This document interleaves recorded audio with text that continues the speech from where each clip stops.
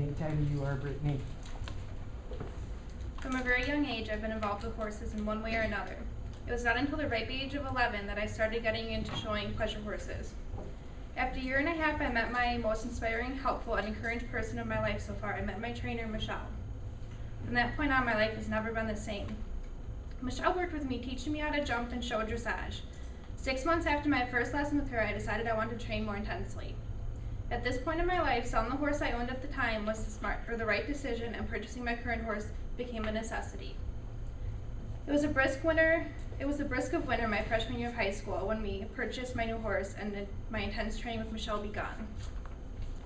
The winter that we brought him home, Michelle and I became almost inseparable. If school was done and she was off work, we would be training together. Excitingly, there was a lot of training to do, as when we purchased my horse, he was minimally trained. Michelle, seeing that there was a long road ahead of me, would spend at least 2 hours a night working with him and I. When there was a day off of school or it was the weekend, I would be found spending my whole weekend with her. It was at this point in time I was becoming more like a daughter to her. There was a tremendous amount that I was learning from her, having the opportunity to ride with her hours a day while gaining the ability to be able to ride horses from all gallops of life. Longing to gain more knowledge from her, there never came a point where I had felt that I had learned enough. Always eager to learn more, something new from her, or to dive deeper into the skills that she had already taught me. There were always questions being asked from me, either wanting clarification or wanting more information on what she was already teaching me. Never was there a time in my life that I felt that I had gained enough knowledge from her. Michelle was always eager to teach me something new. My horse and I were always being pushed by her. After the first year of training with her and my new horse, it was clear that the gears had started to shift. Our focus turned more from training my horse to training me. Michelle would always say that the horse can only be as good as the rider. You may have a world-class horse, but if you cannot ride, having that world-class horse is useless to you. Money may be able to buy the horse, but money does not buy the good rider. At first, I did not understand what she had meant by this. But as time progressed, it became apparent to me. As my riding was starting to improve, there was a huge improvement in my horse also. My life until this point had been a lie. The reason that there were all those really good horses is because they had the really good rider. Being molded into the good rider by Michelle has been the most inspiring part of my journey thus far. Prior to this, none of my trainers that I had trained with had been as positive and motivating as her. From the very first formal lesson with her, we all learned a very important lesson: to never give up. Michelle was a very hard trainer to train with for many, due to the fact that she would push you way past the point where you thought you could ride. She was very in tune with me and knew when she had to be firm and harsh with me to get her point across, but also knew when I just needed the encouragement to keep going. There was a point in our training where things had gotten very tough. She made me see how far I had progressed in our time working together, explaining to me all the hard work she had put in to get where she was at the time, making me realize that success does not come easy and that quitters don't achieve the goals they have set. My goals were set. Michelle was my tool to success. Not only had she taught me the true meaning of hard work, she pushed me to always become a better rider. This has become a curse. All the time she had pushed me past the point of breaking did nothing but make me the excellent rider that she has created. Michelle also taught me to be a disciplined rider and made me see that every horse has to be trained differently. Those are skills that I would not have been able to obtain on my own. Those are skills I will carry for the rest of my life and my horse career.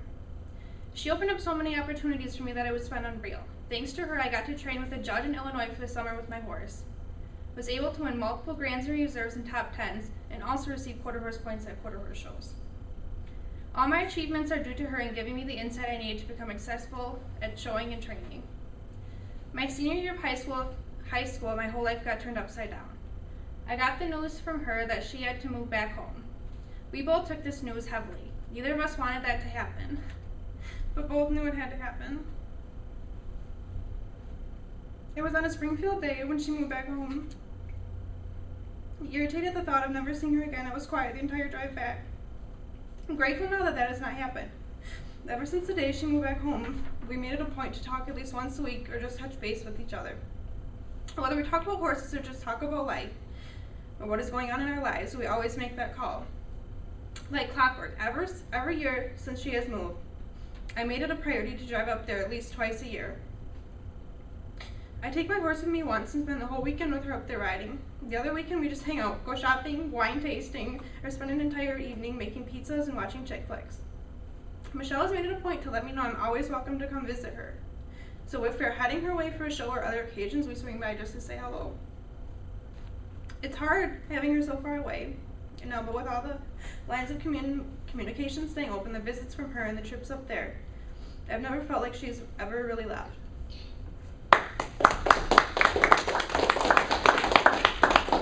Give you a minute to write a question.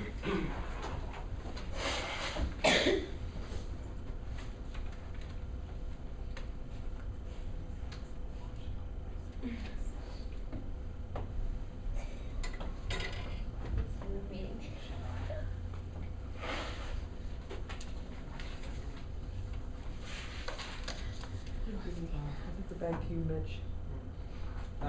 How far away does she live? She lives 5 hours up north. How much does the horse cost, or your first horse? My first horse cost $1,000. Or how many have you had?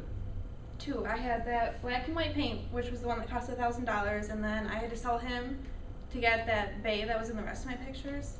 So I had to sell my first horse to get my second one. How much did your second one cost? $9,500. Whoa. So that's why selling was a necessity. Go ahead, Persephone. What do you do for like a show? Like, do you have to go over like jumps or stuff, or what do you? Yeah, because that's what I don't have any good jumping pictures because my mom is not an excellent photographer.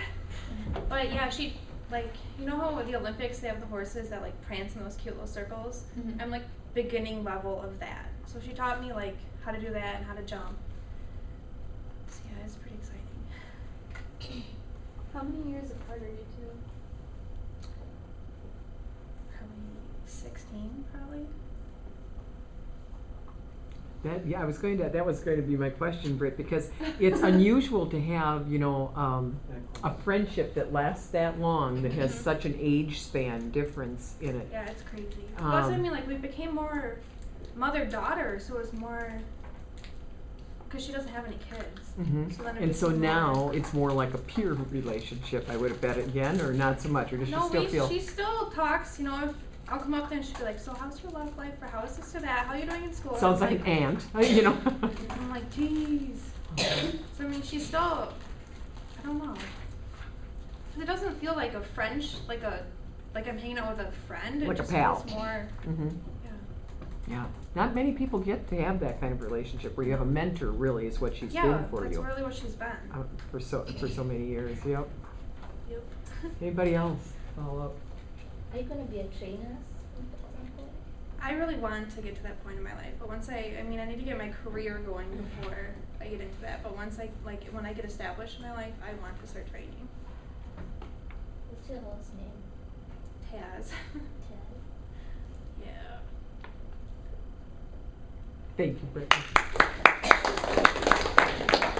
Let's have Galen's presentation, which will put us just a little bit beyond the halfway mark. And then we'll take a little bit of a break and get back together. I'm a little concerned because Mike has 2 speeches to do tonight. Do you really want to do it back to back? Or would you like to get bumped up on the cycle here so that you have a little bit of time to clear one speech out of your head and do the next? You can go before me.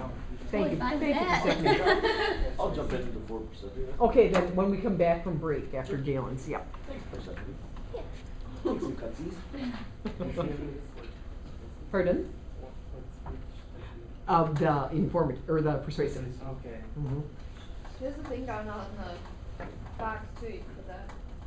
Oh yeah, I don't know if it works up there or not. Probably won't. I don't think so. Yeah, it's the ones down kind of waist height. There you go. Put it to the side.